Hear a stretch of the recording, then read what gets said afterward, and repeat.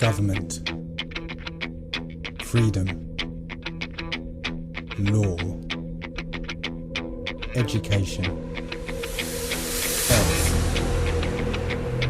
free energy, money, debt.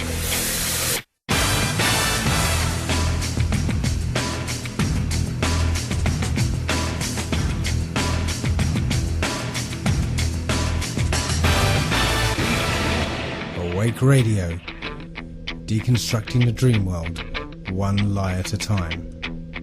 You didn't think it was going to be that easy, did you? You know, for a second there, yeah, I kind of did.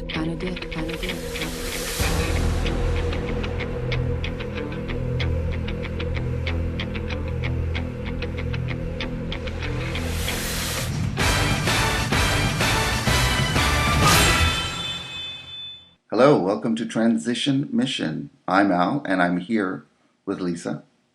A phone call conversation that turned out to be a 2-hour radio show with Sandra Harris from British Columbia, Canada. Sandra is a mother, grandmother, and a person of peace. We began this interview with the intention of brainstorming political solutions, and as synchronicity would have it, we were led on a different path. We discovered that Sandra is a professional life coach, and through sharing some of my stories and words of wisdom, we gain knowledge about the importance of our relationship with the self. When the student is ready, the teacher will come. We just received our computer back, and we promise to make sure the previous podcasts will be posted this weekend. Also, everything that you hear today on today's show, you can find all the information on Transition Times Facebook page. And the site for all our previous podcasts is on transitiontimescanada.blogspot.ca. And also we would like to say a special thank you to Paula, Chrissy, and Muddy Mudman, who helped us get back online yesterday. And also a special shout out to Steve. We hope you're feeling better, and we hope to hear from you next week. Thank you for listening. You're listening to Transition Mission on Awake Radio, simulcasting on Shaziz Radio.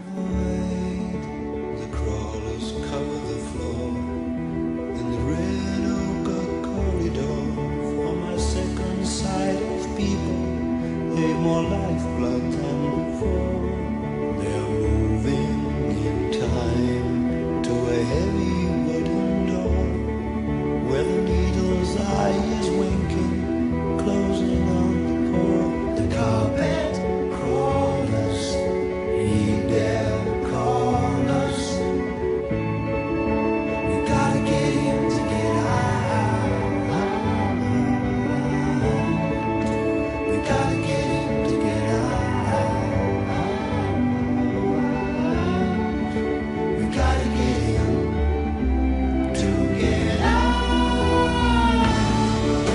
There's only one direction in the faces that I see.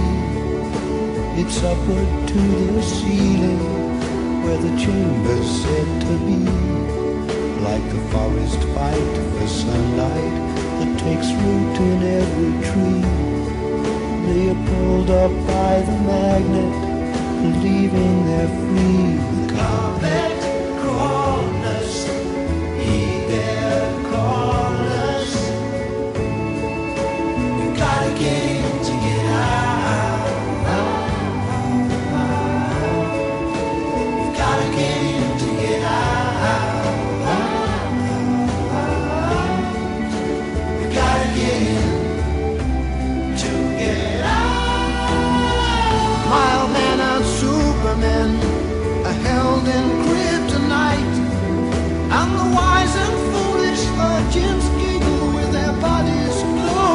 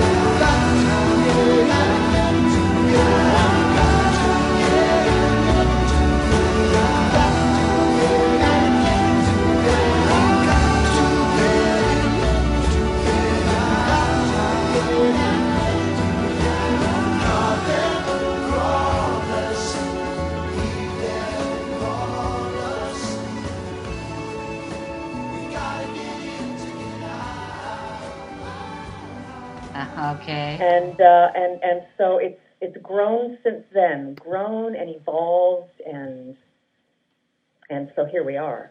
I know it's incredible how much damage has been going on with with all governments, but especially this current one. Well, because we are so, Canadians, we're just not prepared for this kind of stuff. This has not been, part of our history, at least in my lifetime. No, I never paid attention to politics, honestly, my whole life. I should have. I feel sometimes guilty about it, but I never did. I don't feel guilty about it because I was the same. I got kind of disgusted with it. Let me see, how long ago was that? Maybe back in 1996, I guess. I was asked to be a campaign manager for, the local, elect a mayor thing. And I was so disgusted with just the dirty politics and the backroom deals. I left for Arizona for 2 weeks and wasn't even there when the election ran. And that was as far as I went. Then I just kind of turned my back for a long time because my thought was that, I didn't want to be voting for the best of the worst. Well, exactly. That's part of the reason, too, that I've never voted. Because it's voting for the, what this evil or that evil, right? Exactly. And so, but I have to say that, and don't get me wrong, there are times I have to walk away from my computer because I'm so angry. But, I like to practice peace. And so I experience what I experience, and I'm very good at catching myself and having good conversations with myself because sometimes my thoughts don't reflect the peace that I feel in my heart. And so it's just my work to do, Yeah. And with Mr. Harper, I like to call him Steve. He, he's really gifted me because up until Stephen Harper, I didn't know how bad things were. I didn't know. I was just one of those Canadians, gosh, we live in a democracy, and governments would never do things like this. And yeah, they're jerks, but it just didn't seem like it was. This is Canada. Exactly. We are supposed to be the most democratic, peace-loving, welcoming, nice people in the world. Yeah, but, I like to say should is a mythical word. It doesn't reflect reality. No, that's... So, it is what it is. Mm-hmm. And Canada is always going to be the same amazing place with all of the wonderful people. We've got some problems with politicians. But, we can't look at Canada without looking at the rest of the world to understand what's going on in Canada. So I find it interesting. Sometimes I'll post things. I call myself an activist without borders. So if it looks good to me, it gets posted. I don't care where in the world it is. And sometimes I get feedback from people saying, what are you doing? We've got enough problems in Canada without, talking about the U.S. or what's going on in, the U.K. or whatever. Oh, it's so connected. And I just feel that people are... they're not going to get it until they open their minds to all of it because this is a worldwide movement against citizens all over the world. Exactly. So it's big. It's huge. And Canada is like one of their little jewel countries because we have so much resources and so few people. So we really are taking advantage of. Well, Stephen Harper, the Reform Party, I don't know.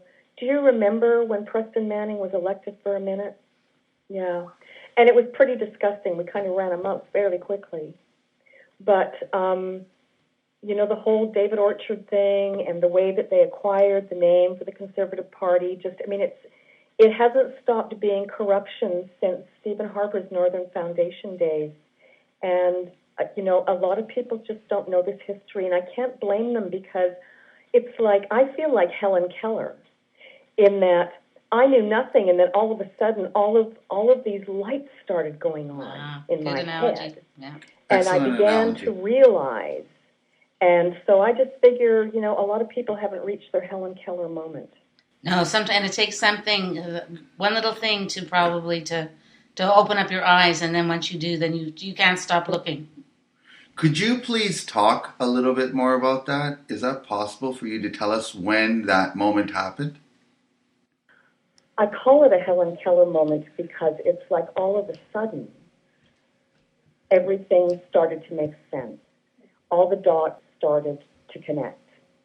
And so when I see it in my mind, I actually kind of see the movie Helen Keller and how, where she's running, she's getting her hands wet from the water pump, and she's going and she's touching the tree, and everything all of a sudden means something to her. And that was my experience. All of a sudden, everything that was going on politically began to mean something to me. And I guess my main motivation as I watched it all unfold, and we're still watching it unfold, is the fact that, I like to say I'm Alana and Matthew's Nana. And when I realize the kind of future that my grandchildren, my children, everybody's children and grandchildren are going to be stuck with, it's like I didn't even make a conscious choice to become, and I don't call it active, I call it engaged. I like that word better. Engaged. Because we're not criminals, we just care. And I can remember when that used to be, a Canadian value. That's another conversation that I think is necessary, is to talk about what do we consider Canadian values. I mean, Harper spews that, and it just makes me cringe, because I don't see that Harper or any of his cons really have a clue about what real Canadian values are. And that's a conversation that I think needs to take place. Definitely. Because that's really what's under attack here are our Canadian values. And he uses that phrase in such a derogatory way. Actually, sometimes I feel like he's mocking me personally. And, of course, I know that that's not true. But I think that generally speaking, Harper is about his 30% base. And the rest of us, we're really being attacked. We're being attacked for holding those Canadian values, because I don't think that Harper cares a great deal about Canadian values. It's just something he throws around. No, he cares about the bottom line. Yeah. For profits right. for... Yeah. So to me, we were talking about a tax revolt, and I think that too is an interesting conversation. I don't know that Canadians are quite ready for a tax revolt. I mean, we're really new in this activist thing, so I don't know how long it's going to take to mobilize people. But there are so many ways of peaceful demonstration. I don't know if you noticed my post yesterday, Tim Hortons, and the temporary foreign worker issue with Tim Hortons and how many they've got, and the fact that across Canada there are over 300,000 temporary foreign workers taking Canadian jobs. And so to me, Harper is nothing but a CEO. He's doing the bidding of the corporations. Exactly. So in my mind, the best place and way to attack is directly at the corporations. Through boycotting? So let's take... I'm sorry? Through, boycotting? Yes.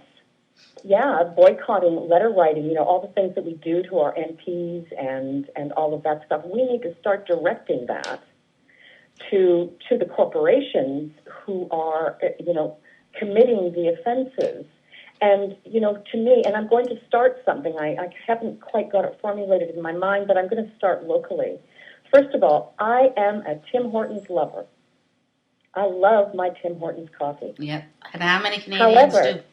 I'm sorry? How many Canadians do, too? Well, and this is it. And so I think I'm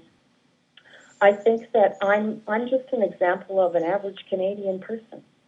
And to me, I love my Tim Hortons coffee, but I love Canadians who work. I love the opportunity that Canadians should have. So the point being is that I'm a Canadian who loves Tim Hortons. However, in support of my fellow Canadians who are just as working poor, or underemployed as I am, I'm willing to buy any coffee except for Tim Hortons. I am not going to buy another can or another cup of Tim Hortons. It's small, but, if we can get enough people to pay attention, and that's what I've been doing. I've been posting on, the local sites and stuff about the Tim Hortons locally, and how, by all of us continuing to support Tim Hortons in the way that we do will never mean freedom and employment for our fellow Canadians. For me, for you. Exactly. Well, yeah. Another thing too is about supporting our local, not these big chains and these Tim Hortons and Starbucks and all your big chains like Walmarts. Walmarts. That's we're really big on the bandwagon of supporting your local guys. I don't shop at Walmart. I don't shop at Canadian Tire. I don't shop at any of the big box stores, and specifically not the ones that are U.S. That have just moved up from the U.S. And it's going to take some time, Lisa. People aren't just going to automatically kind of follow our footsteps. And this is where patience comes in. We have to be patient, and we have to give people the time that they need. It's like people wake up when they do, not when you think they should. Right. We were asleep at one time, right? Absolutely. And so I would really like to just share stories from the place of I'm just an average Canadian, just like everybody else. I'm not a radical, I'm not a terrorist, I'm not anything except for somebody who believes in Canadian values, who wants for my children and grandchildren the same kind of life I've had the pleasure and privilege of living. And, of course, I didn't even know how cool it was until all this started. Because I think a lot of us just take it for granted, that it's always going to be there. And now I'm discovering that it's all changed. I don't just assume freedom anymore. And as a matter of fact, since I started enlightening myself about politics in Canada, because my mind races, there's just so much to talk about, isn't there? Oh, my, I know. I know the feeling. I know the feeling, Sandra. It's just never ending, and so I start with one thing and I end up, somewhere else, because it's kind of, it's all part of the same sickness. Yeah, you start seeing the problems, and one rolls on top of the other, right? It's like, exactly. And it all comes down to a mindset about where finances, where the bottom of line of corporations and making money trumps every other right in the world. And so I love to simplify it, because it's easy to become overwhelmed when my mind is going through all of those things and having all of those thoughts. And so, in its simplest form, all of the things we're talking about is really about, it's about our democracy and our freedom being attacked. Everything that's happening, that's what it's about, as far as I'm concerned. Yeah. And I think that makes it more palatable for people to begin looking at individual issues within that big sphere, of democracy being denied. To me, that's big. Sandra, it's also the family. Family is also being attacked. Yes. And that is the most egregious, isn't it? Yes. And that is how they are implementing their new world order. And it doesn't matter what country we're in. Families and individuals, mothers, fathers, children, brothers, sisters, families are being ripped apart. We're lucky we're still in Canada. They haven't started dropping drones on us yet, but I wouldn't be surprised. Harper's apparently ordered a bunch of them, so who knows what he's going to do with them. But the point is that it's happening everywhere. It's not just Canada. The world is in trouble. The whole world. Absolutely. So ask me a question. I'm not good at this stuff, you guys, necessarily. No, you're very good at this stuff. You are very good. We're just listening to you, and we're just getting shivers. No, Well, tell us a bit about yourself. Please, Give yeah, us some of your exactly. background. I know you live in British Columbia, right? You never introduced yourself to the audience. Oh, to the audience, yes, I am Sandra, and I live, actually, you can watch my protest videos. I always start with, hi, Steve, Sandra Harris here from Gibsons, BC, Victor 0, Norman, 1, Victor 9. We're going to play that with this, for sure. We're going to put a little clip of that in there. Oh, well, you know what? Do what you want. Just send me the link. I'll have fun listening. Hey Steve, I'm Sandra Harris of Gibsons, BC. My postal code is V like Victor 0, N like Nancy 1, V Victor 8. I am mother, grandmother, companion, sister, friend, advocate, and much more. And I am proud to be Canadian. Who are you, Steve? You nor your policies are a reflection of what it means to be Canadian. I believe you are guilty of crimes against Canada and its people. I believe you are guilty of lying and cheating the people of Canada. I believe your agenda serves corporatism, fascism, war machines, oil, the 1%. You serve your corporate owners and steal from the taxpayers of this country, investing in things that were nowhere in your election platform. Did you really think we'd stand quietly and apathetically by as you destroy our Constitution and our cherished democracy? Did you really believe that we'd buy into austerity for a financial crisis that doesn't exist except for the 1% who creates all crisis, financial and otherwise? You have betrayed the people of our great country. Next election, I'll bet you'll be able to count on people from all over Canada, people who have never voted in the past, showing up to vote you out of office in numbers previously unseen in Canada.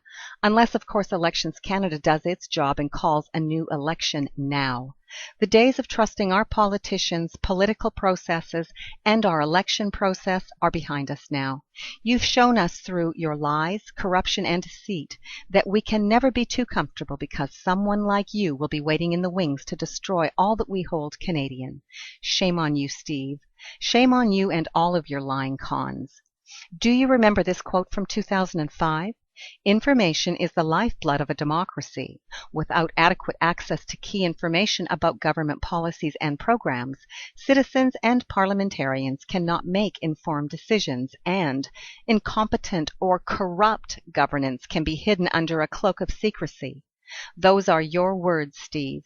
We've come to understand that you manipulate us with meaningless words and that, in fact, you are nothing more than an opportunist and a liar. You are really not of the integrity that Canadians are looking for in its leadership. And, of course, you hardly qualify as a leader, but you do qualify as a corporate puppet. You have called Canada a dictatorship, met secretly with a communist propaganda minister, renamed the Government of Canada the Harper government, broken the law when dismantling the Canadian Wheat Board, broken election laws, want police to spy on all Canadians with no warrants, secretly allowed U.S. troops full access into Canada, secretly allowed U.S. police full access into Canada. You spent $46 million of our tax dollars on a glass dome for Parliament? For the first time in Canadian history, you, our so-called Prime Minister, were found in contempt. You spent approximately $1 billion for your G20 three-day security summit, paid the RCMP $500 million at the G20 summit. Your personal security costs have been $47 million in just under 2 years. You spent $2 million for a fake lake and $9.4 million for the G20 fence. You committed the largest mass violations of civil rights and largest mass arrests in Canadian history at your G20 and chose downtown Toronto to hold your summit. Were you trying to instigate violence against the people, Steve? Your omnibus crime bill estimated to cost $19 billion. And no doubt there's another accounting error there, and the real cost is yet to be revealed. You committed $25 billion on a contract for Lockheed Martin F-35 fighter jets and lied to us. You are spending $35 billion for new ships, $9 billion for new super jails when crime rates are the lowest in 40 years. You are responsible for the Canadian loss of sovereignty in a secret border deal with the U.S. You prorogued Parliament, twice shut down Parliament in the face of opposition. Your illegal $50 million G8 legacy fund. You hired a $90,000 a day cuts consultant firm. You covered up Afghan torture. Your advisor, Tom Flanagan, called for the assassination of Julian Assange. Your advisor, Bruce Carson's fraud times 5, prostitute scandal, native water contracts. Your advisor, Hugh Segal, a senator, wants to erode Canada into a North American community, giving control to private bankers and corporations. You spent $23 million on a media center for the G8 leaders' 3-day summit. Federal spending is up 22% since you took power.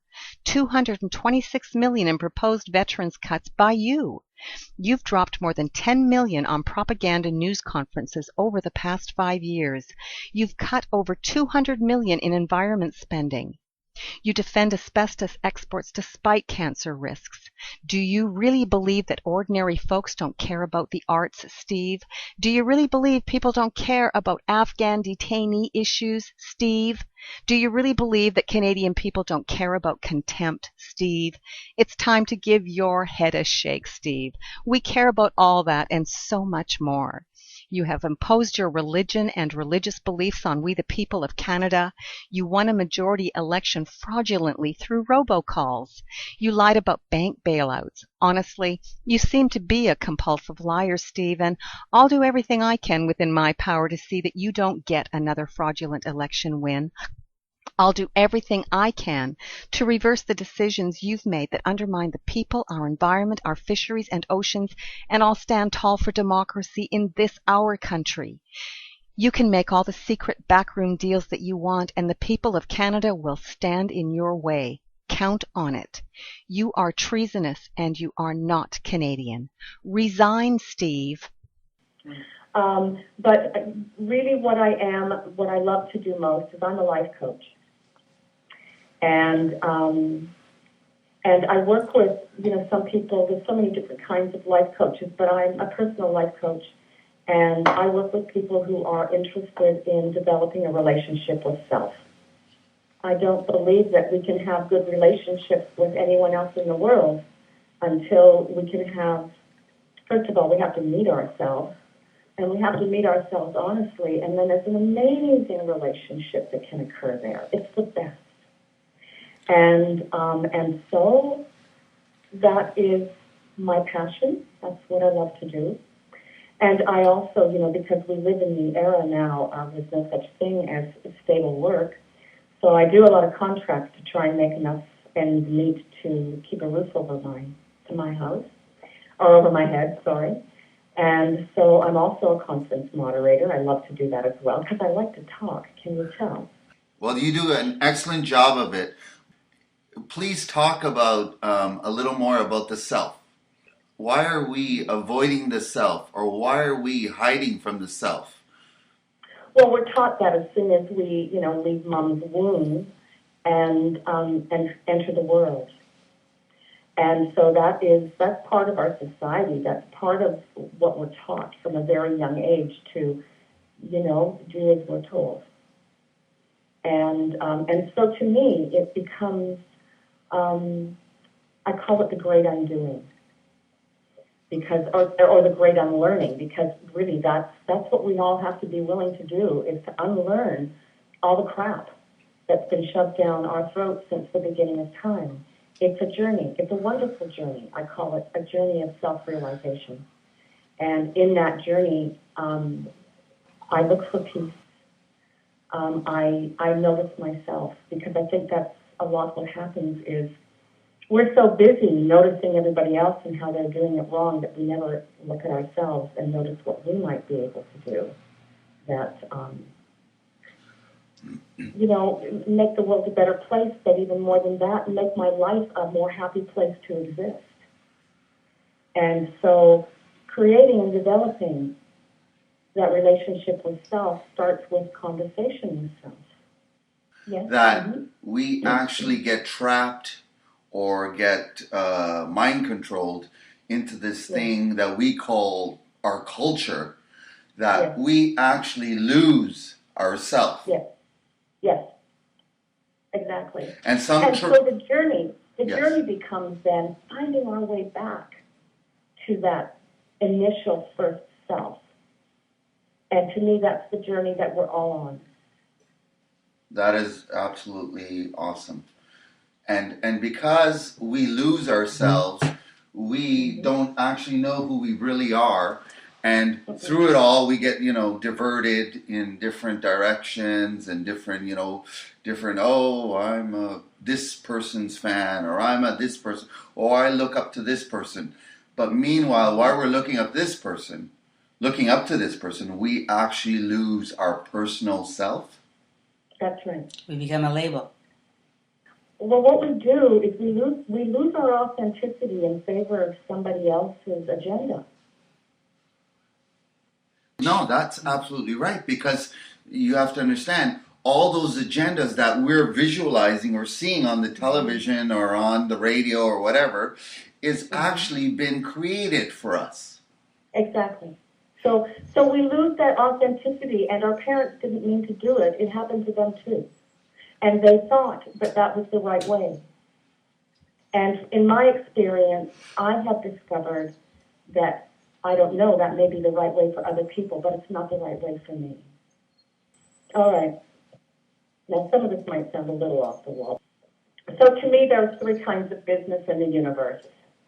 My business, your business, God's business. And you can call God whatever name you want there, but you know what I mean. Exactly. And so I've learned in my experience that when I leave my business to be in your business to tell you how you ought to be living your life, or I go into God's business and tell God how God ought to be living his life, I separate. That's where separation occurs. So I separate from you, I separate from God, I separate from everybody because I'm out of my business.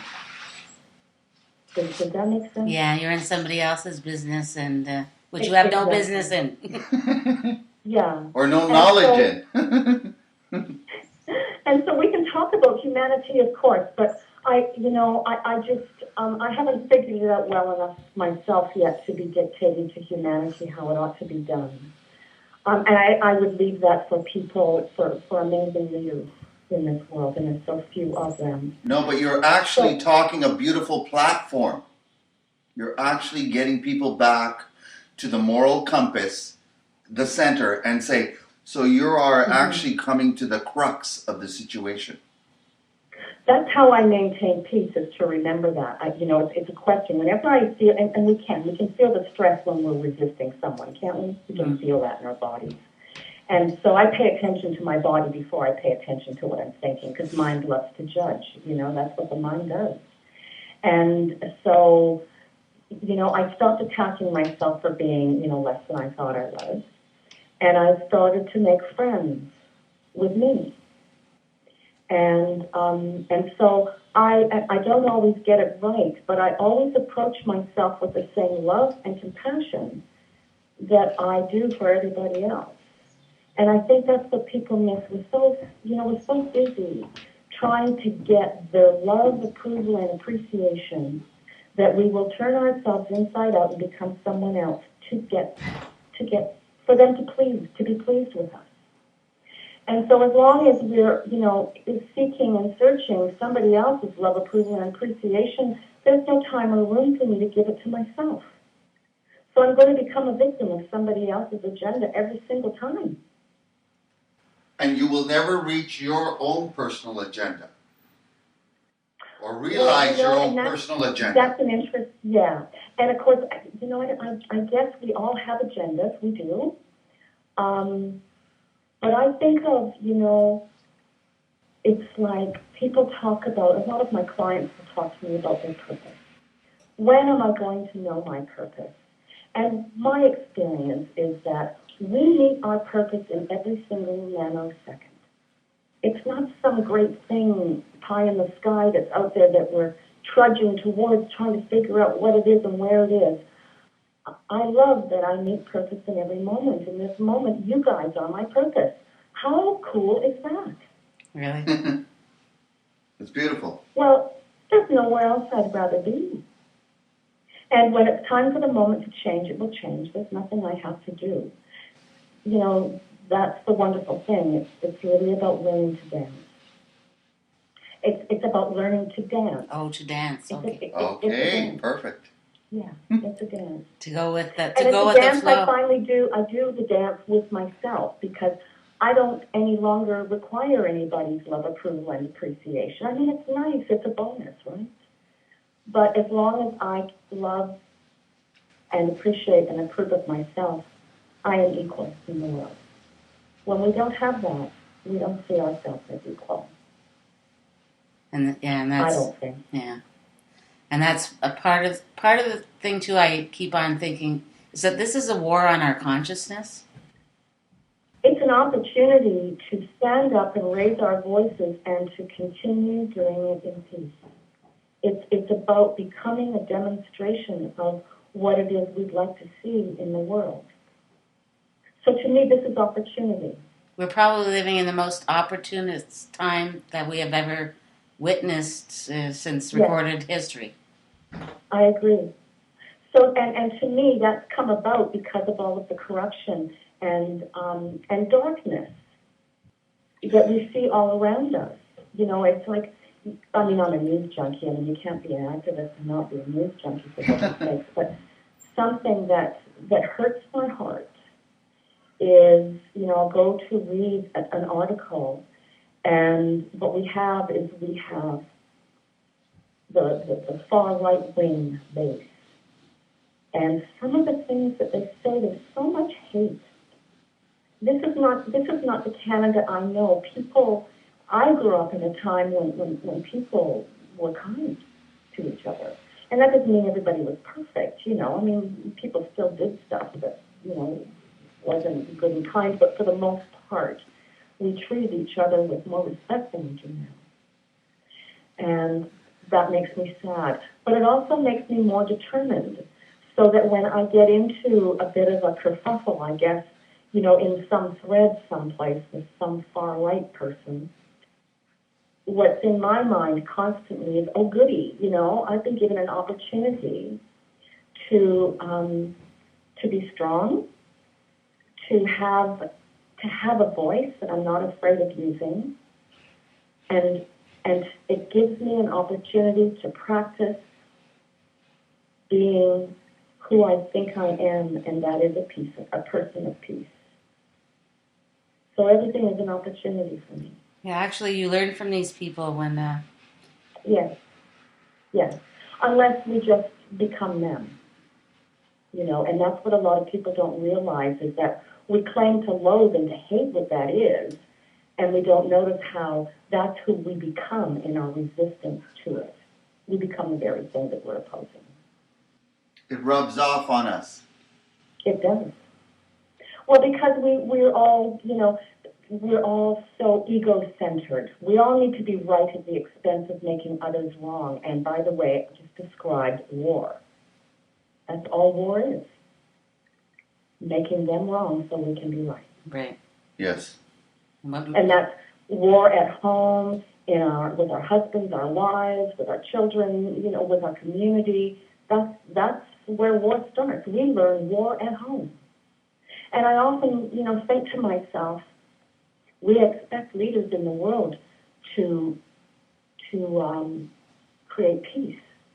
And I came to a point where that became laughable for me, because if people don't know peace personally, if they don't know how to achieve it for themselves, how do they go out in the world and try to achieve it for other people and communities and countries? It's not possible. If it's not your frame of reference, you can't do it. Spreading democracy, like, that's right, through a gun, right? Makes no sense. Yeah. Exactly. Well, I love it, you know. We've got to go and drop a bomb because it's the only way we can achieve peace. Oh, my God. It's sheer insanity when you really look at it. But, you know, people are so used to hearing all that spin that they just buy it hook, line, and sinker. And people also think that peace is the realm and the job of somebody else. Most people don't think of themselves as peacemakers. And most people don't act like peacemakers, to be perfectly honest, because we're so driven by our egos that need to be right. And even we got a beautiful peace symbol that is actually turned upside down, which was actually the cross that they turned upside, and that's how they used to hang people and dip them, and that's our symbol, the peace symbol. Yes. Yeah. Yeah. It's like I think that we all need to be willing to rethink what we believe. And we also need to, I think, discover where did our beliefs come from? Are they even mine?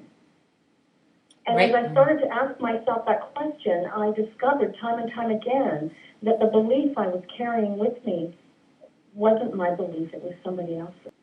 Exactly. Peace is war. War is peace. Yes. Yes, equal, huh? And no child comes into this world with any racist thoughts. That's right. That's something that has been taught to them. Sandra, there's a question that I've always wanted to ask, and I think maybe you can clarify some of it for me and the male population on the planet. How do you feel, or what do you think happened when we went from the matriarchal to the patriarchal system? Like, the women would not want their sons going to war, or even, there was a balance there. And actually, the priest or the king or whoever was the leader was actually probably chosen by the women. Now, have you noticed the huge change when we went from that system to this system, and then the balance of genders was basically obliterated, and you can say whatever you want about that. But don't you think that's also a part of this situation in this new world that we're living in, and what has happened? Good question. And my thought is, as I was listening to you speak, I look at many of the women in power, and I find them every bit as ruthless, every bit as agenda-driven, every bit corporate-owned. And my thought when you first started talking, Al, you started talking about, males and matriarchal and patriarchal. And I see a fundamental problem with that flow of thinking. The problem is, in my mind, male and female is just another story that the mind tells. It creates a difference. And so I stop at human being, because we all share that. So I want to look for what we share. And that's the foundation to build on. The patriarch, the matriarch, that's just, a mental story. When in fact we're all accountable and responsible for ourselves and our behaviors and, what we put out in the world. Doesn't matter if we're male or female. I think there's equality there.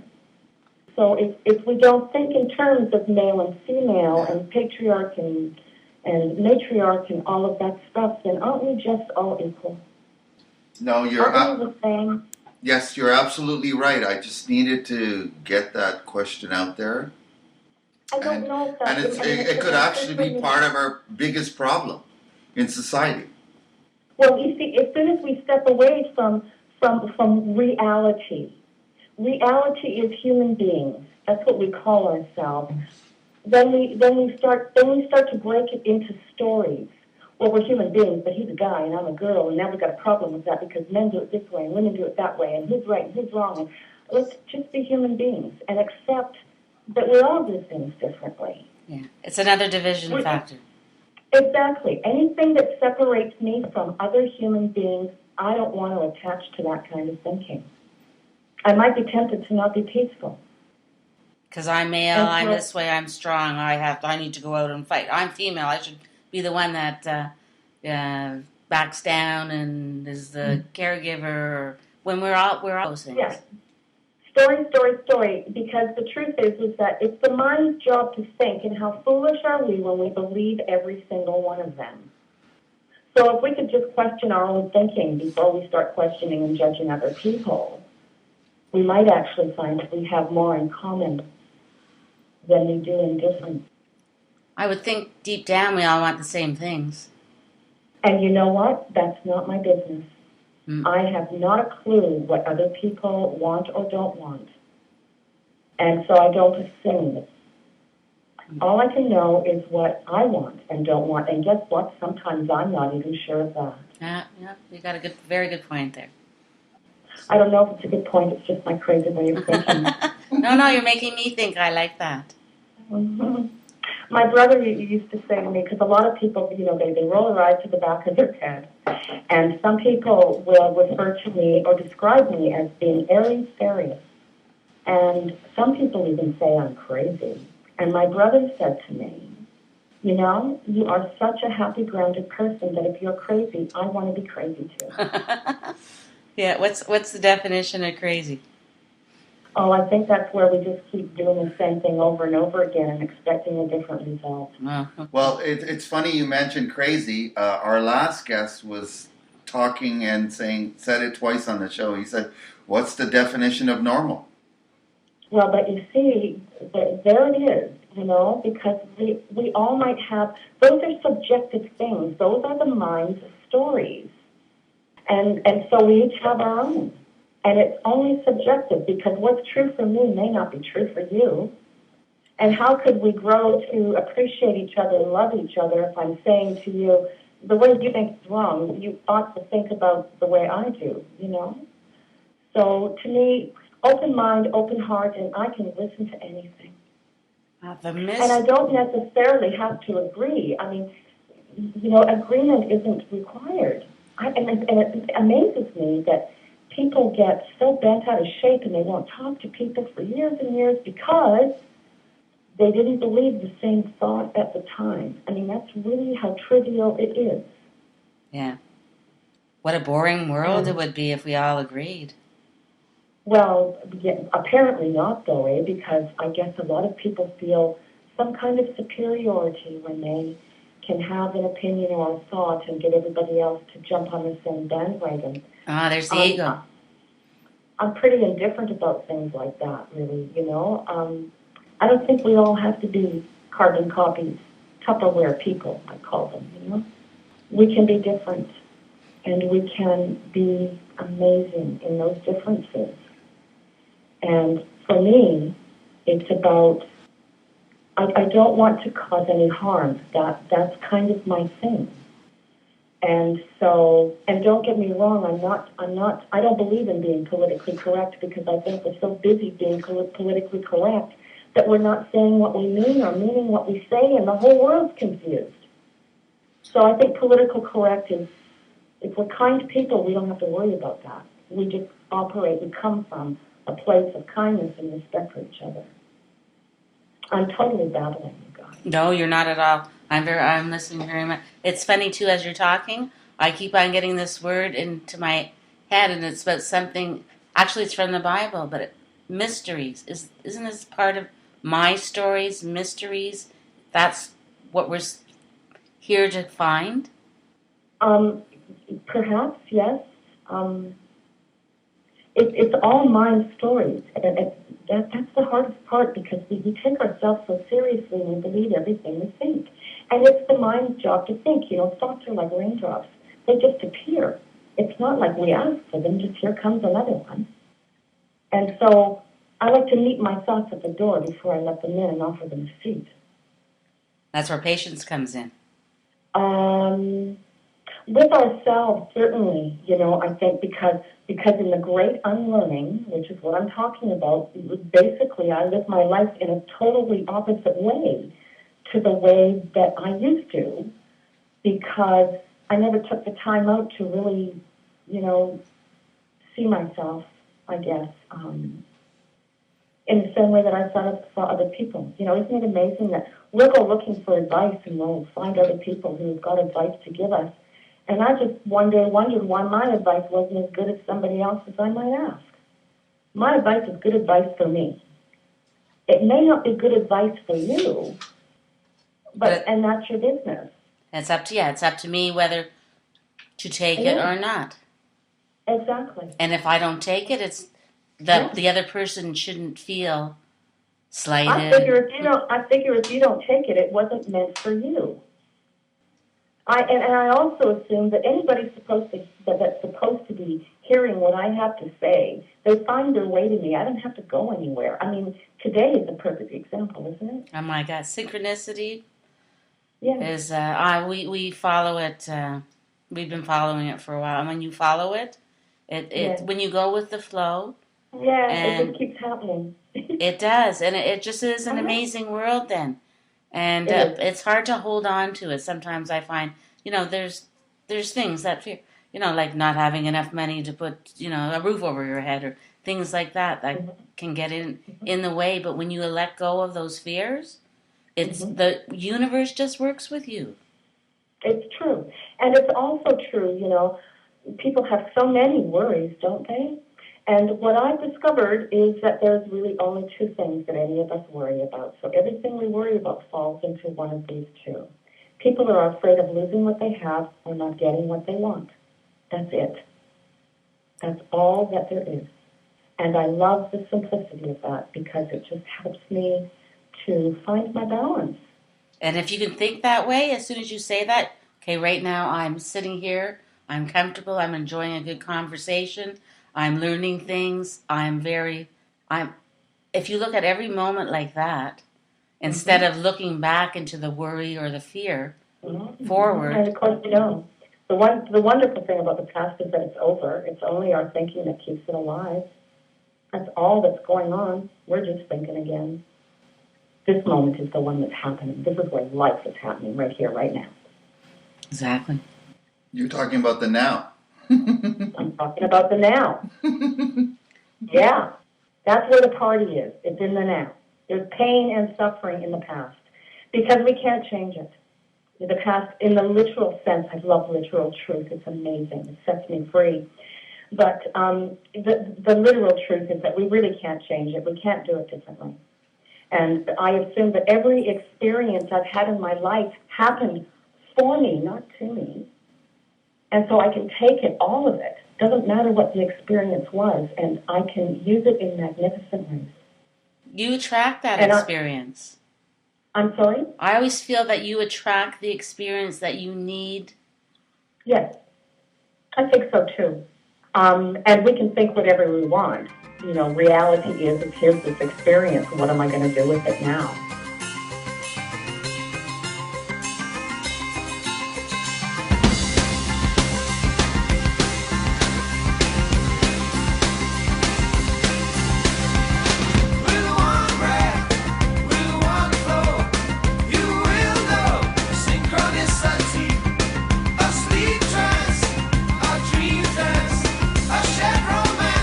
Synchronicity, a connecting principle, actually is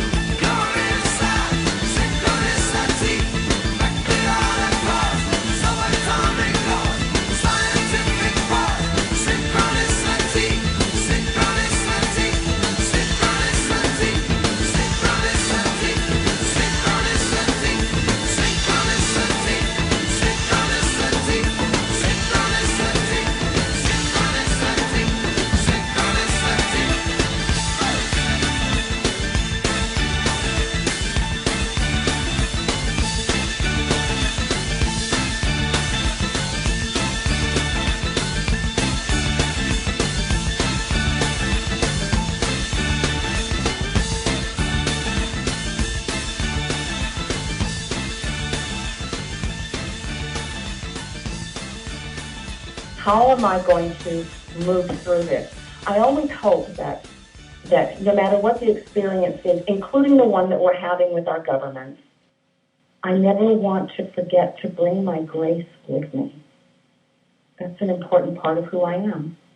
I don't always achieve it because all the things that we're talking about practicing. And so I love myself enough to get it wrong sometimes. It's okay. How do you learn if not by making mistakes? Well, and so isn't that, I love that you said that because in my mind, we use the word, there's so many words in our language, I think, that we could just do fix. Mistake is one of them. Because I don't believe that any of us really make any mistakes. We have experiences and we grow through them. And so, we're always at choice, aren't we? I was just going to say, and the other thing is we have choices. Exactly. We're always at choice. But if we're not on a journey, if we're still asleep, if we're snoozing, and we're not on the path of self-realization, then that's okay too. It has to be. Because I remember when I wasn't. And so why would I be so righteous that I would expect somebody else to be on a path of self-realization? My job is to accept people as they show up, accept them as who they are. And that doesn't mean I'm going to invite them for dinner, by the way. Or condone, or the other thing too, when something is wrong, and morally, when something, there's something that's going on that is hurtful, and we need to speak out. Mm-hmm. I agree. Which is, what I've been doing ever since that day back in May 2011. That there was all of a sudden just a burst of awareness. And I didn't think about it. I just started acting peacefully. I think that's when I met you. Was that when you did the video to Steve? Around that time? I think my first Hasty video came, I don't know, about 6 months or so after. I'd have to go back and look at the dates. But I think it was about 6 months after. And, it bubbles and it percolates inside of me for quite some time before I take action. There is another video. It's being born as we speak. I think I mentioned to you some of the little details that I was thinking about, Lisa. I can't say I'm a great planner. Things meet me, and I meet them back or I don't. And it's all good. Exactly. Sometimes, yeah. Mm-hmm. Some things just work out and roll, and other things, well, it was for yourself, I think. It was a learning experience for the self. Yeah. And the other thing that really helps me a lot, and especially considering what we're going through.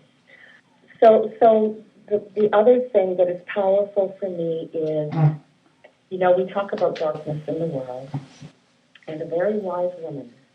Her name is Byron Katie, by the way. Byron Katie? Yes. And you could Google her. She's amazing.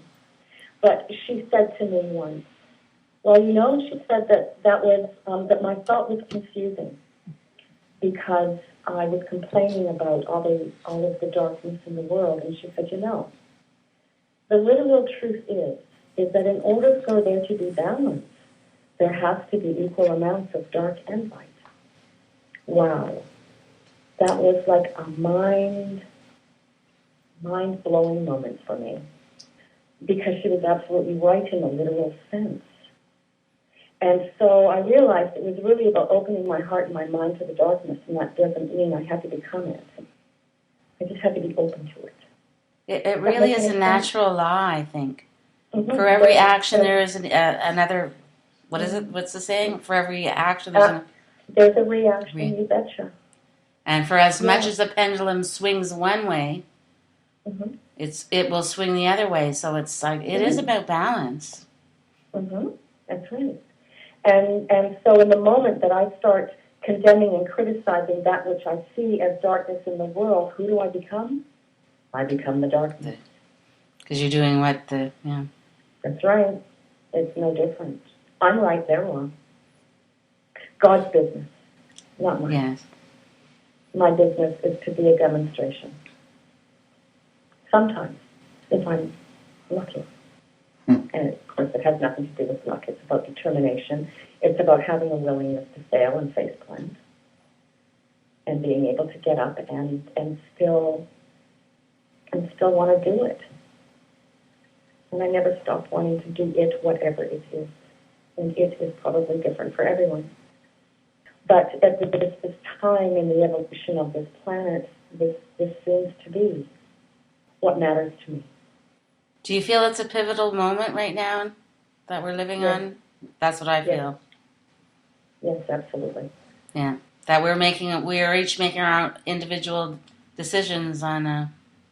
Yeah, and I find that we are, and here we all are. We seem to be finding each other. Unbelievably so. Which is just, I got goosebumps when I said that, actually, because it's joy. In spite of all of everything that's going on, there's been so many gifts and blessings along the way. Exactly. I feel exactly the same way. Yeah. I've met the most wonderful people that are true heroes.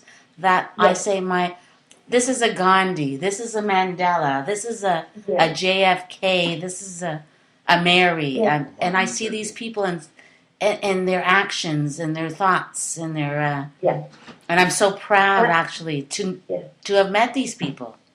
Yes, you'll often see me post, Lisa, and it comes from my heart. I will often say to people, because my heart is touched in many ways, many times a day, thank you for all that you do. Yes, I see that. Actually, I do the same thing because that's what I feel in my heart. Yeah, I mean it from just my soul. Thank you for all that you do. And of course that includes you and Al as well. Inspiration to me. We become inspiration to each other, and it kind of it builds this strength in you too.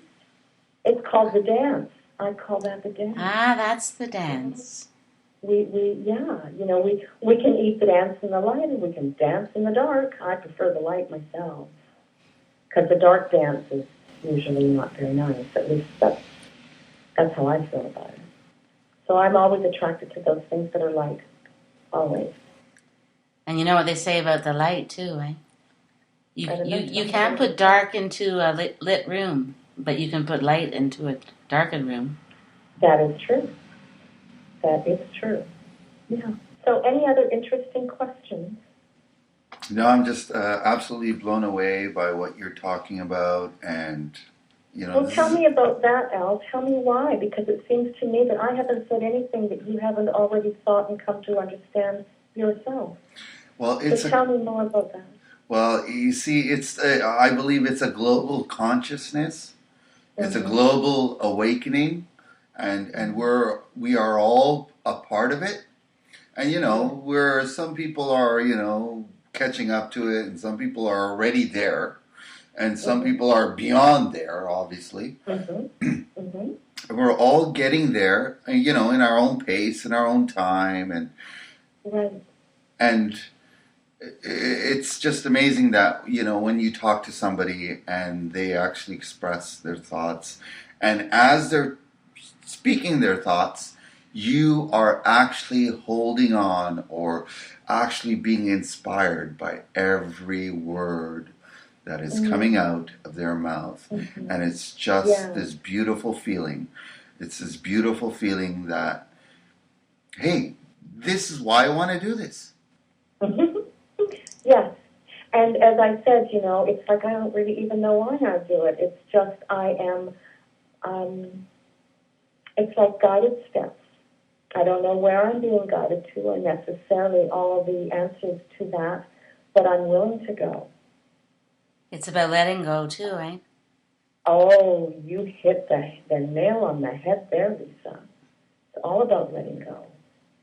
Letting go of the past, letting go of the stories, letting go of the self-loathing, letting go of the other loathing, It's like I talk about being self-realized, because to be other-realized is a world of suffering. It's about forgiveness, too, I think. Forgiveness for... No. I don't need anybody's forgiveness. No, I don't mean... I'm not saying forgiveness for... Okay. I'm saying like I feel like, you know what? I have to forgive Harper. I have to. Oh, so I have to forgive me. Once I learn how to forgive me, I know how to forgive. But until I can do that for me, I don't have a clue. Yeah, you got a point there too. You know, and Sometimes, until it becomes my frame of reference, it's called lip service. It's not real. There's nothing. It's just a story until it becomes an experience. What a great conversation. No, this is an awesome conversation. have you studied natural law? No. No? Okay. Okay, No. because everything you're talking about is basically the laws that our creators have, that the Creator, who, whatever you want to call God or whatever, has given us. And you know, Lisa, I don't know anything about that. I haven't studied a lot. I know that when I was a kid, they sent me to church and Sunday school and things like that. And don't get me wrong, it's good for some people, I'm sure. It just wasn't good for me. No, religion is to bind. The religion is nothing. That's what the world. Well, that's what the word means. But listen, Not that it's bad for everybody. different kinds. There's so many different kinds of religion. There is, the beliefs, religious religion. Fashion is a religion. Politics is a religion. Our favorite restaurant becomes a religion. Everything becomes a religion. Shopping is a religion. You got it. Right. So for me, I got tired of reading everybody else's stories, and I wondered what was wrong with my own. And that's how I've come to these things, is just noticing what fits me and what doesn't. Yeah. And that's all that it is. There's no judgment. It's what's natural. It's what's natural and right. That's why I brought up natural. I think it's because natural law is more of, it's common, not, I don't want to say common sense because I don't know if there's such a thing. It's common sense for you, Lisa. Yeah. Okay, that's all there is. It's common sense for you. It's like, remember when The Secret was such a rage? Everybody was talking about it. Yes. So this is what I did with it. There's a secret. Is that really true? Because in that title, to me, it created a separation for some people who may have thought that there's a secret that they should know about, and they don't. Yeah. So now they feel like they're on the outside looking in. And I'm not so sure there's a secret. I think there's a journey. We get on the path and we do it and we begin to discover. Guess what the secret is? Exactly. If the secret is if you're going to work towards something, you're going to attract that attention because of putting out the effort. So that's up. So if we all believe I don't even know if any of that's true, really. To me, it's just... And it could be true, Lisa. I don't know. I just don't think in those terms, I guess, I think I'm attracted to everything I'm supposed to be attracted to. I don't even give that consideration.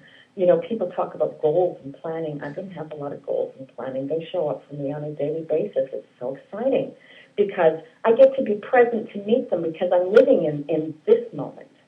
Whereas if I'm planning down the road and I got all these goals going on down there, I'm not present here. No, you're thinking. So my experience is that, somehow, it all kind of works out the way it's supposed to.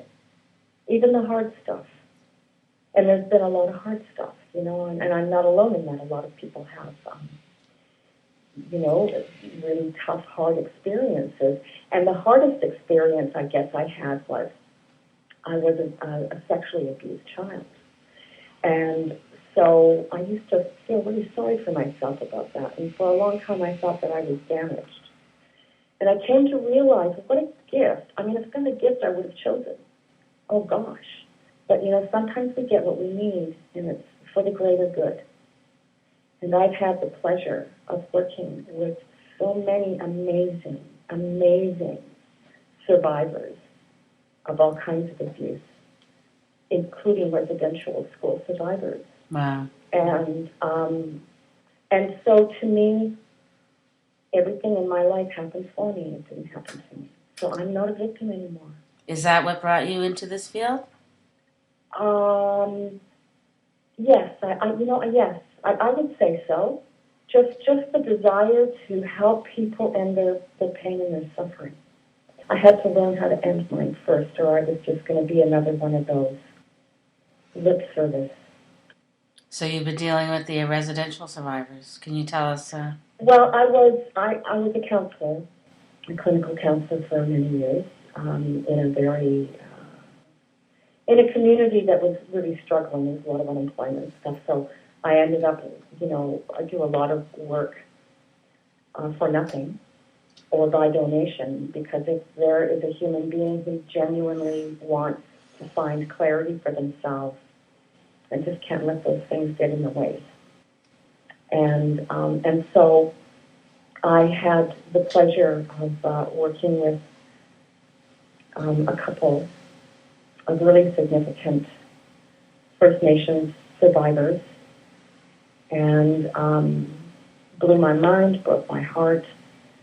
And this one particular person I'm thinking about, she was so courageous. What an amazing, amazing survivor. His experience in the residential schools, his personality split. And it was the first time I'd worked with, I'd been trained, but I hadn't actually worked with somebody whose personality had split. And what an amazing experience that was. I got to meet them all at different times. Some were male, some were female. Each one of them had a purpose in saving that man's life. And I'm so grateful that his life was saved. Wonderful, wonderful man. Wow. Yeah, these are all truths that need to come out too. Is I find it difficult, with all of the idle no more, and of course the those on the right, they like to attack these people. And I don't know, they inspire me. They inspire me so deeply. And I love them. I love them as fellow Canadians, We can call them First Nations, which creates separation. So to me, they're just wonderful human beings, like you, like me, Yeah, we've been very much involved, too, with the... To me, it's kind of, there's almost, an amusement to it, because they've been so attacked and criticized and judged. And I think it's just amazing that really what stands between us and annihilation from the FARPA regime are our First Nations. They're our best hope. They are the ones that are doing it, not just for the First Nations, but they're doing it for all of us. And they are so gracious. I have never met one that has not, set the settler, we're in this together. It's us against this power structure that has been here from the beginning. Yes. And there's no hatred in their hearts, for us. Yeah, so, I'm really proud. I'm proud to be Canadian, and I'm proud that the first Canadians were First Nations, and I'm proud of them for standing up for me. Why the heck would they do that? Thank you, thank you. That is true Canadian values, I think. Yes, it is. Yes, it is. I was going to say, we have covered an awful lot today. Yes, it's very deep. And so, what I say to people I work with and just people I talk to, I like to say, so after our time together, Al and Lisa, what are you going to take away with you today? What will you carry with you? I carry with me?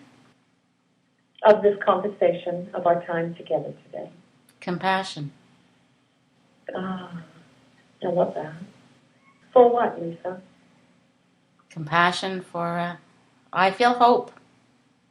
Good. Oh, good, because there is always that. And not just that, I know I'm not alone. That's a nice feeling. What I discovered was that I could never be alone, because even when I'm standing in what appears to be alone, I always have me. So it's not possible for me to ever stand alone. To walk in your own strength. Yes. There's a lot of ways we could describe that. I would say that I love to walk in my own love. Yes, that's... For me. And if I don't have it for me, I don't have it for anybody. So I'm really happy for that relationship I have with me. It's a practice. And it's not a hard one. All I have to do is pay attention to the knot in my stomach. If there isn't one, I'm good. If there's a knot in my stomach, I've got some work to do. Let's go figure out what's going on here. And it's never anybody else's fault. It's funny, though, how we feel so guilty about spending time with ourselves. But from the time you're little that it's, if you're a dreamer or... That's the brainwashing. That's the brainwashing that begins as soon as we begin to breathe guilt. They wouldn't be able to control us without it. And from that perspective, I know I must be a great danger to some out there, because it doesn't matter what they say or what they do. I won't buy the guilt story. I will buy the story that I had to practice, that I got it wrong and I'm willing to do it again. But why would I feel guilty for practicing life if I brought harm to someone? That would be impossible for me to live with, I think. But really, we're just all doing the best that we can, even when we think that they're not. I look back at those times in my life. Somebody once asked me, what would you do differently? Nothing. There's nothing I would do differently, because I needed every single one of those experiences in order to get here. And it doesn't matter what the experience was. It doesn't matter if it was a happy or a painful or whatever it was. I could not be who I am today without every single one of those experiences. And so I embrace and I cherish them all of them, because they bring me to my authentic self. That's to celebrate. The authentic self. Yeah. Mm-hmm. And even when you look at even the question, you can't change the past. Mm-mm. So why? Well, I mean, you can maybe learn. You learn from history. You learn from the past. You can't change it. Well, I can learn from my past, but nobody can learn from my past except me. Exactly. Yeah. Right? Yeah. And so in my conversations, I never enter a conversation or a dialogue with anybody thinking that I'm going to teach them anything. How arrogant would I be to think that? I participate as an equal. And if they take something, if they learn something, if they're expanded, whoa, how cool is that? It's never my agenda. Because then the conversation would be artificial. It wouldn't be authentic, because there would be an agenda guiding it. Yeah, there's a lot of agendas going on. Well, we first have to notice that we have them. And, I talk to a lot of people, and I can see their agenda plainly. It's like a big red sweatshirt that they're wearing. But they don't see it. It's not my job to point it out to them. That's their business. And through life and experience, we're taught, we learn for ourselves that which causes us pain and that which doesn't. And I just pay attention to what I experience in my body. I'm either attracted to it or I'm repulsed by it, and I don't have a story for either one of those things. So you go by your instinct? I guess you could call it that. I go by my gut. I go by what my body is physically experiencing, because I'm in this energy, whatever this energy might be. So if it's attractive, I might warm up and get even closer. If it's dark, I usually notice myself moving away. And either one of those things, in my mind, is equal. It's all self-love. Yeah, it's funny how your gut, even when you think about your gut, when you I can just picture like how I remember thinking how I felt at this certain time and how it felt in my gut and in my heart too. I think your heart also tells you things. Yeah, well, and we have to be careful that we're not just buying into some thought, and so the order of creation is to think. Just a moment now. Think. My mind has gone blank here. Okay, thought appears, we act on the thought, and then we have the result of the action. That's the ordered creation. So before anything's happening internally or body-wise, the thoughts, has to appear. At least that's my experience, and I'm not saying that it's Makes yours. sense. Because the first thing is thought. Exactly. That's the very first thing in the order of creation. It's before energy is thought. Exactly. And in the end, the reaction that we have for the thought that we choose to attach to, that's what we end up having. So we either have separation or we have joining. I'm just making it, I'm trying to make it simple. Yes, I can understand. Well, where this is where where you hear this, okay, there's two emotions. It's either fear or love. It's a simplified version of. Yes. You know what I can see that, yeah. But it's either you're going to unattract fear will bring like, okay, like, no, I don't want to touch that. And then love will... the interesting thing that happened to me was I came to a time in my life when everything I thought I was afraid of actually happened. And I'm not going to sit here and say it was wonderful and, what a piece of cake it wasn't. It was really tough. But I came out the other side of it, and what I realized is that there really isn't anything to be afraid of. I'm still standing. I still have an amazing life. And yes, things have changed. And the only thing that we can count on, the only thing that any of us can count on is change. It's the only constant that there is. And the funny thing is for most of us are so uncomfortable and we resist it. And here it comes anyway. It happens to be the most scariest thing in our lives. Well, for some of us. For some of us, obviously.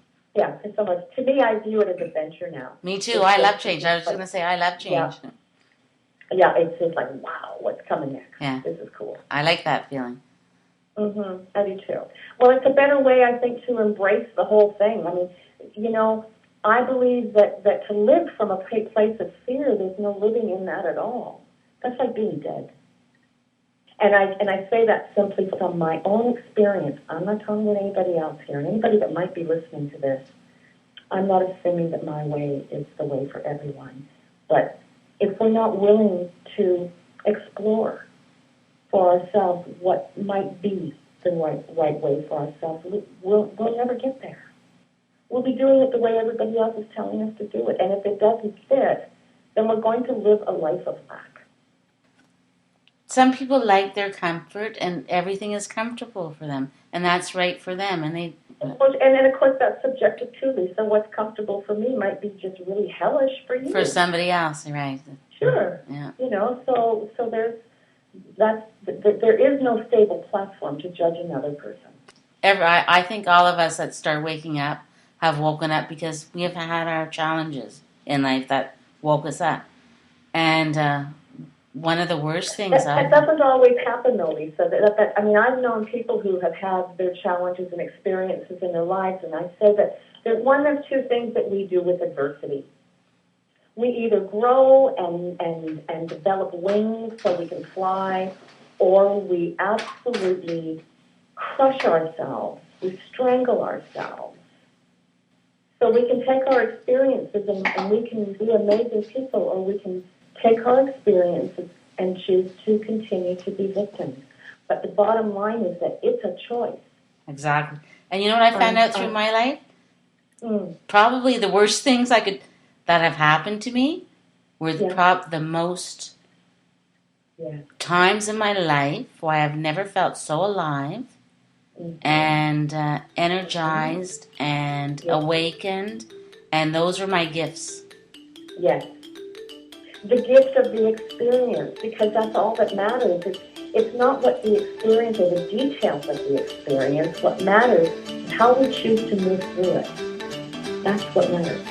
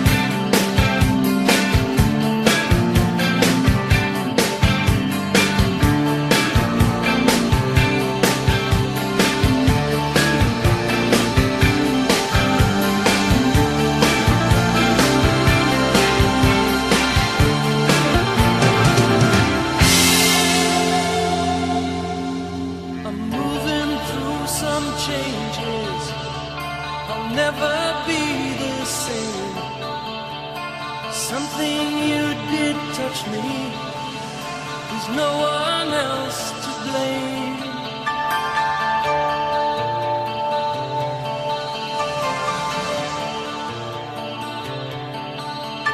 The love we had has fallen. The love we used to share. You've given up pretending as if you didn't care.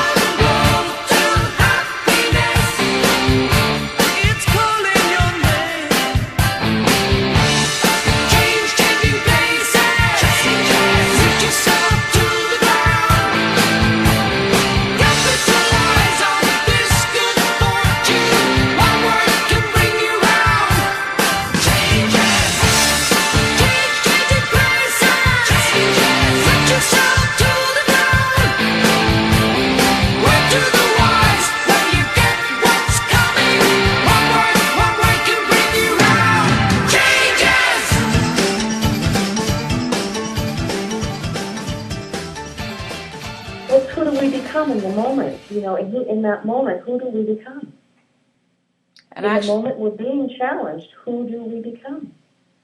It made me look at myself and honor myself in a way too. In the moment that you were being challenged, because in the moment that I was being challenged, I had to go through all my human stuff, Oh, of course. Because to deny our human nature is not loving. There's no love in that.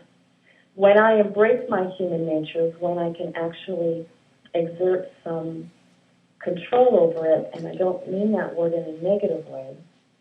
I mean it in a way that that I can expand. Yeah, it causes you to take action. I guess that's what it is. Sometimes it just causes me to go inside and sit with myself for as long as it takes, just so I can get clear. Sometimes there's no action to take, except for self-realization. That's enough. And at the end of that, I can see very clearly, whoa, I need to walk away from this. This isn't my business.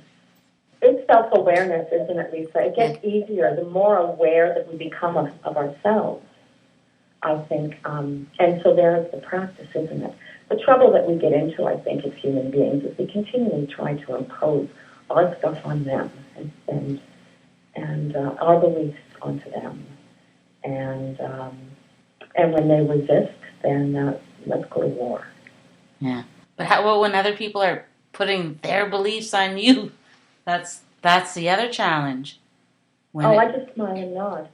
Yeah. because I am, I have a deep enough awareness to realize that whatever it is they're talking about, it has nothing to do with me. There's no need for me to be offended. This person is being who they are. I can react to that, and then that'll tell me everything I need to know about me. It's going to tell me nothing about them.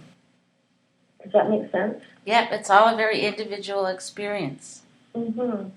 And it's all about peace. That's what it comes back to. How do I create peace in my life? How do I walk this path and actually be a demonstration of what it is I claim to believe? And it's peace in your own life. No one else's, just your own. That's it. Peace in my heart. Not even in my life, because lots of times there's no peace going on in my life. Right? It's about peace in my heart. And then I can do that thing called life.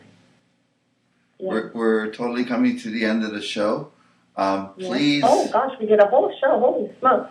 Please give us some of your perspectives of what you want to see in the world and hoping to accomplish through your project that you have started, and please give us some closing thoughts.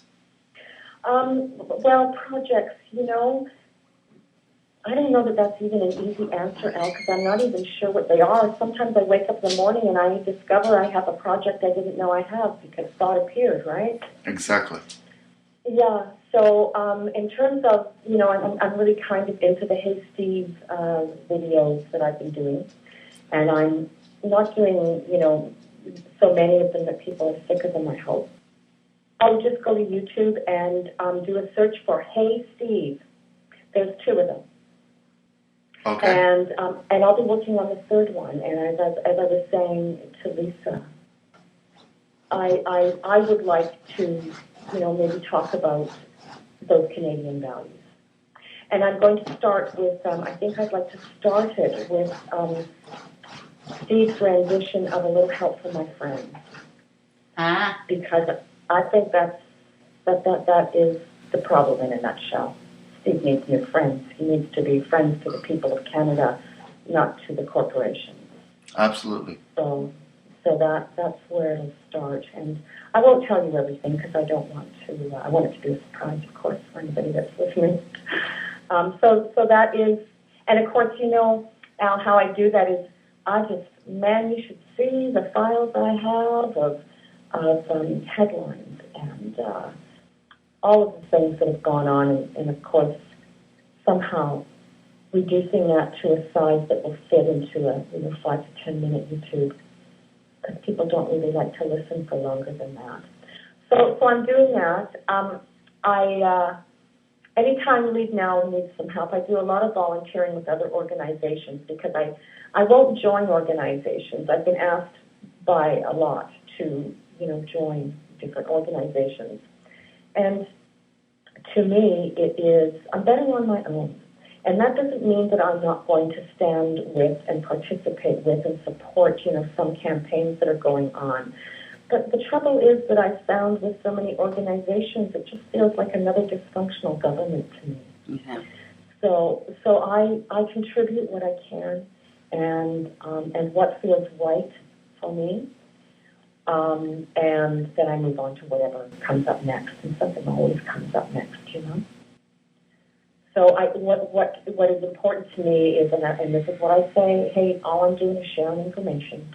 And that's all my intent is. I don't want to tell anybody how to think. I don't want to tell anybody what they should do. What do I know about that? All I'm doing is sharing information, and it's meaningful to people or it's not. That's all I'm doing. Like a list of where your taxpayers' dollars are going to. You know, if that strikes me as being something that needs to be shared, and you know how I share all of this stuff. That's right. I'm a sharing fool because I figure if somebody's bound to see something that catches their eye, you know. Because that I post. Well, it caught our eye. Well, thank you for that. And of course, we have a wonderful activist community that is growing in this country and around the world. And you know, we talked very briefly, I think, in one of our IMs about Activists Without Borders, because it's like the elite of the world. They're creating this new world order that has no borders. And, you know, I've always said borders are imaginary lines created by people to separate people from people. And so to me, they're creating this one world thing, which has thrown us all into the position of being one world. So I'm reaching out to anybody and everybody. I don't care what country they're in, what they're experiencing. We're all amazing human beings. And we're worth it. And democracy, that's the end goal. To restore what's been taken from us and to help those countries that are still fighting for it and the people in those countries, you know. I don't want to be separate from anybody. Because the people from all these countries are, we're all under the same attack. We are all equal. Yeah, exactly. We're under the same attack. You know, like I've met people from the Middle East. Like I have one friend I really love. He's from Afghanistan, and he's living in Iran right now. And the first he emailed me one time, and he said he was apologizing. You know, it was just the sweet and the. You know, you meet such beautiful people around the world, and you start talking, and you say, "We're all sharing the same similar stories. Yeah. We're all angry with government." But you know, without Steve and without the governments doing what they've been doing, we would not have met, and we will continue to meet courageous, amazing people. Exactly. So this is how they eat their own tail. Exactly. That's what's happening now. People, the more they do, the faster they're doing it. And oh my, I see them. They ratchet up every. This last year has been just amazing about how many bills going through and support for this war and layoffs here and giving this bank more. You know, it's like one thing after another, right? And I think my final thoughts would be. About kindness. Being willing to hear each other, being willing to engage. You know, we have to stop the war of words, the divide and conquer thing. We've got to stand up and prevent that from happening, which means we have to be willing to listen to each other. We have to be willing to talk about compromise. We have to be willing to talk about how both sides can get what they want.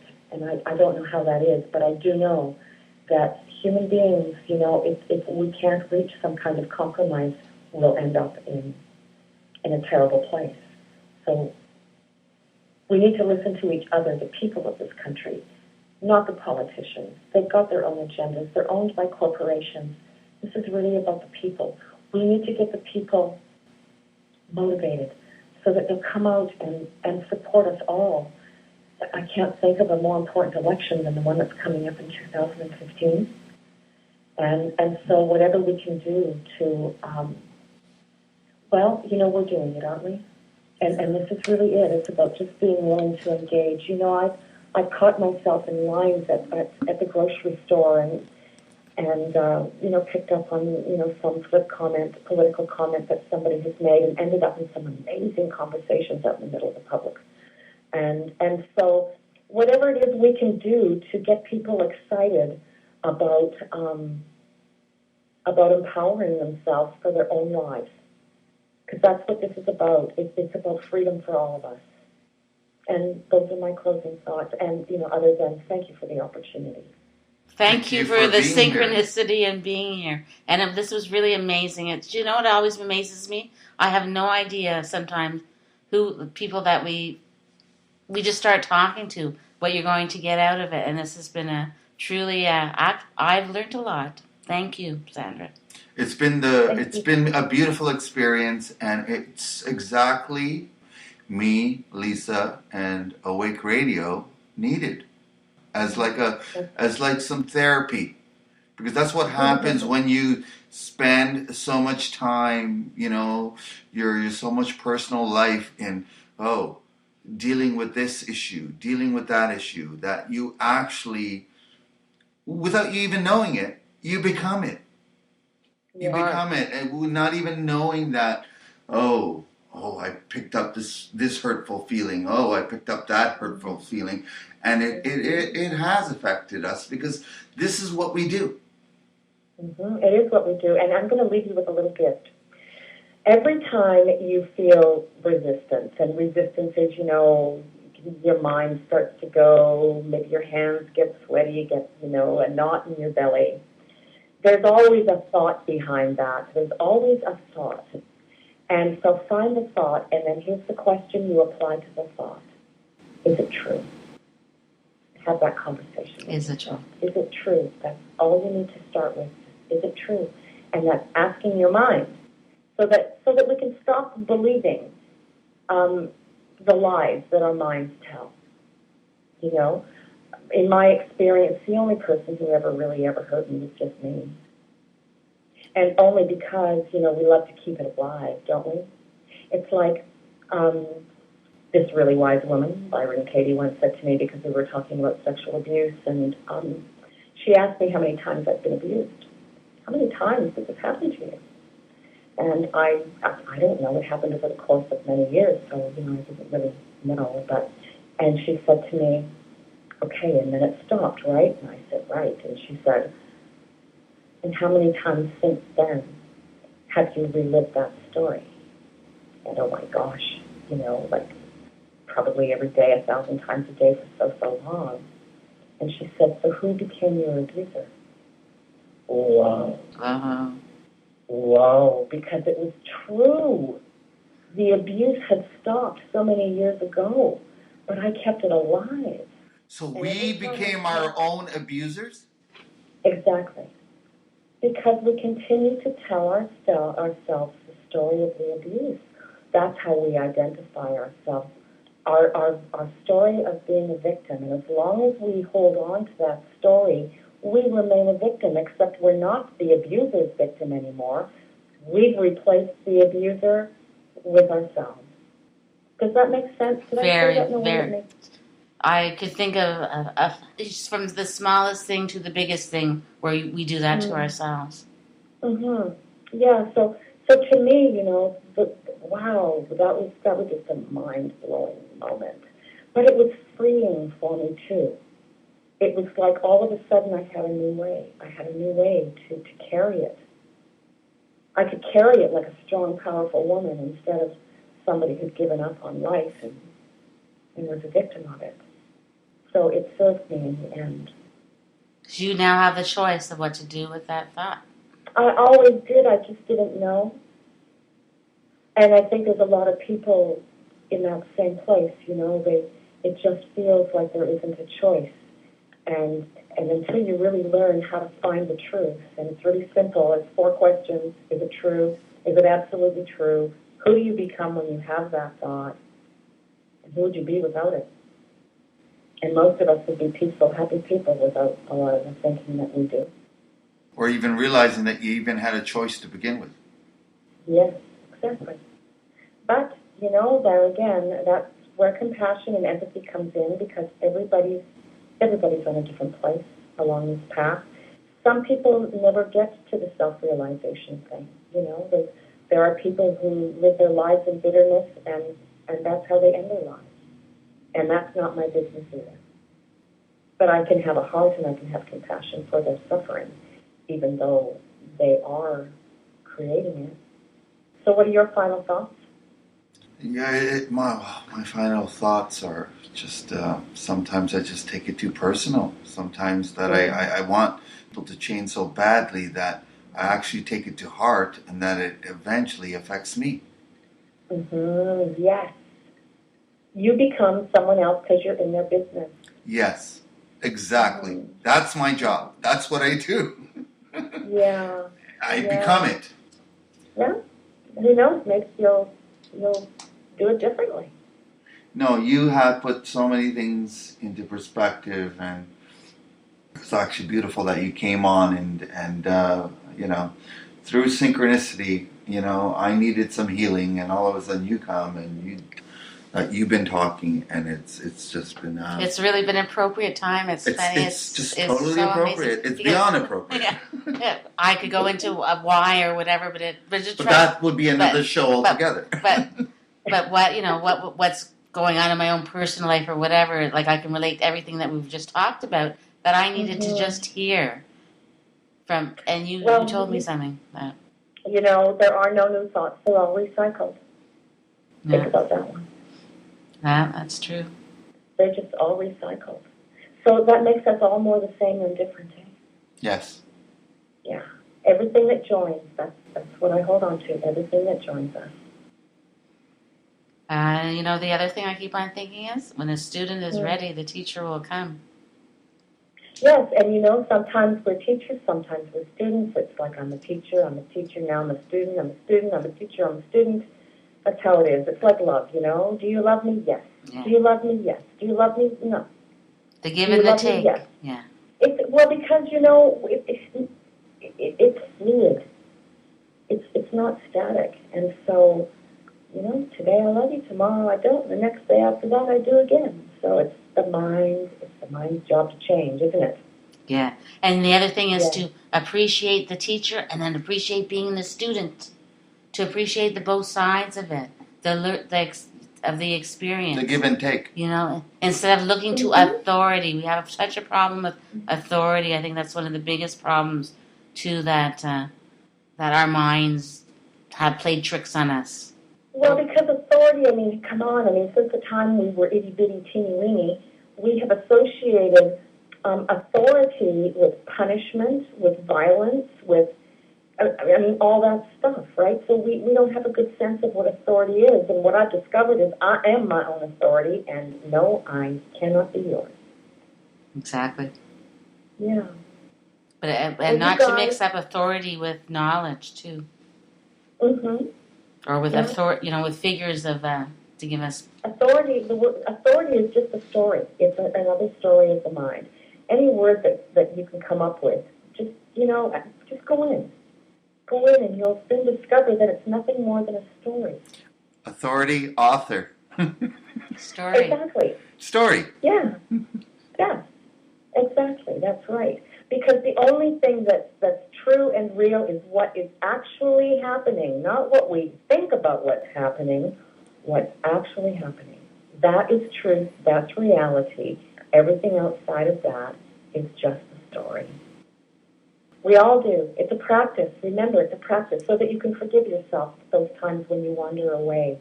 Forgiveness for self. We can't forgive anybody else, Al, until we can do it for ourselves. So be kind to you.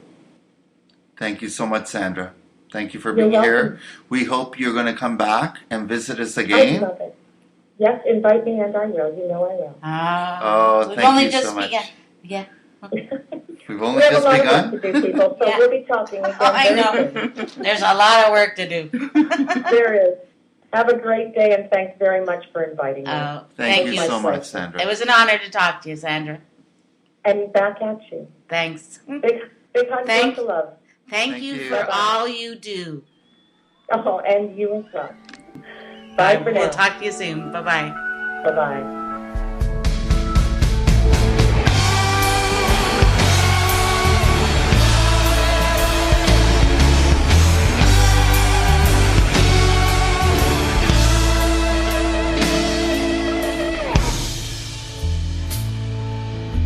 What would you do if I sang out of tune? Would you stand up and walk out on me? Let me your ears and I'll sing you a song. I will try not to sing out of key. I wanna get by with friends. I keep trying with my parole. I wanna get out with my parole. Holding on with my faith.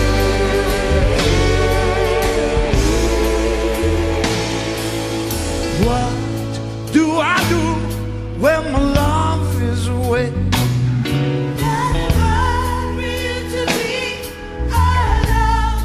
Oh no, how do I feel by the end of the day?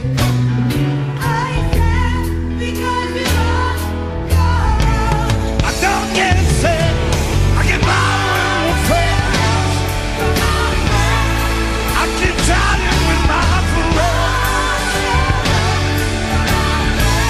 I wanna get out with my parole. Holding on with my faith.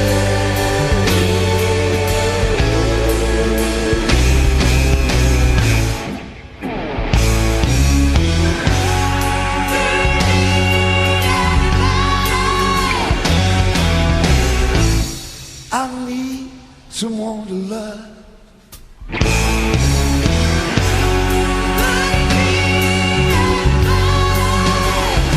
All I need is someone that knows where I'm going. Somebody knows what I'm showing. A little love. I wanna get by with my parole. I keep trying with my parole. I'm gonna get out with my faith.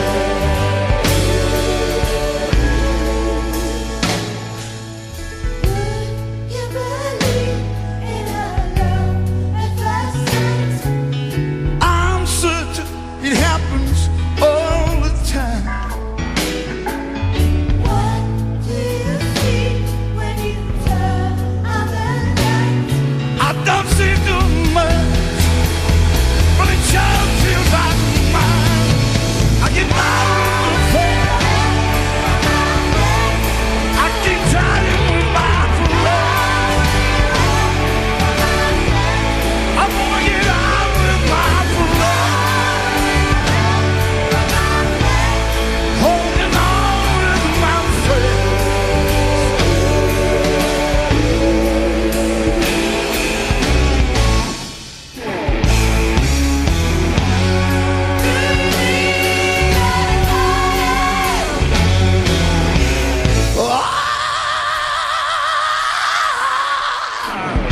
Girl, don't you know? Don't you know I need someone to treat me right? Don't wanna let me take my years all the way. I wanna get by with my parole.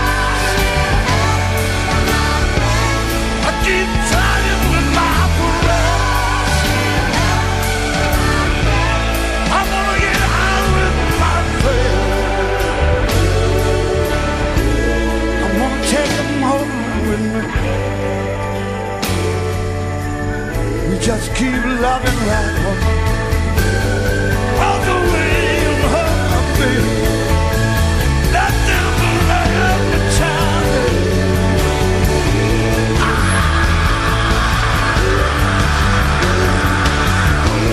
Moving on, baby. There's nothing but love to the Lord. We're moving on, Lord.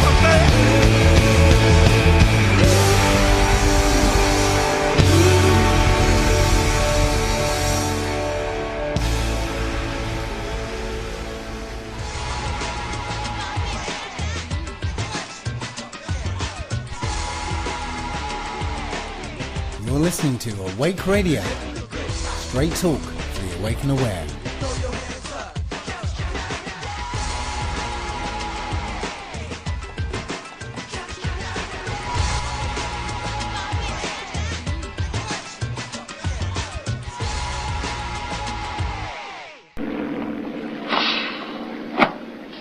You see what sending out them negative waves did, Moriarty? But oddball, I did try and tell them, but they won't listen. I tried. Sure?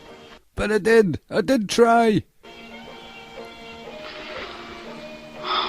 Oh, man. Don't hit me with them negative waves so early in the morning. But I can't force them to listen. I can't. Always with the negative waves, Moriarty. Always with the negative waves. Have a little faith, baby. Have a little faith. But I keep trying. Oddball, I keep trying. But they won't listen. They won't tune in. They really won't. Why don't you knock it off with them negative waves? Why don't you dig how beautiful it is out here? Why don't you say something righteous and hopeful for a change? Tune in to Awake Radio for your positive waves.